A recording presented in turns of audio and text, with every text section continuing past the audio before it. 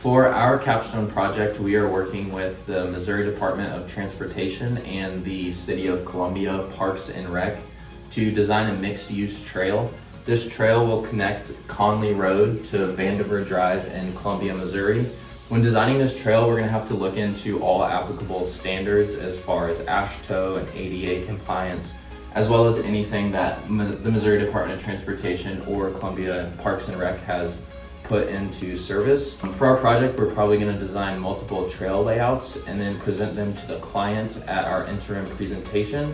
And once we present them to our client, they will help us choose which trail to go forward with from that point. So looking at alternative A, which is going to be that one with no bridges, biggest highlights we have with that is that we're going to have these switchbacks to deal with the elevation changes from the pre-existing grade. It's going to be more cost effective because bridges are expensive. And then there's going to be an emphasis on the natural landscape, going through all of those trees and that wooded area. It's going to be a little more immersive.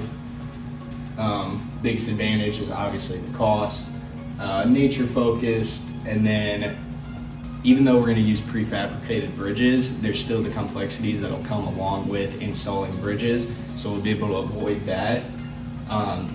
This is also going to be a longer trail length compared to the bridge alternative.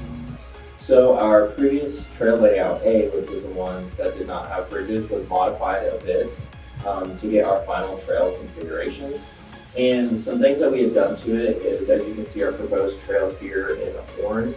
We had taken that from A and removed a lot of the tight switchbacks that used to be in this area and just replaced it with a straighter path and some retaining walls.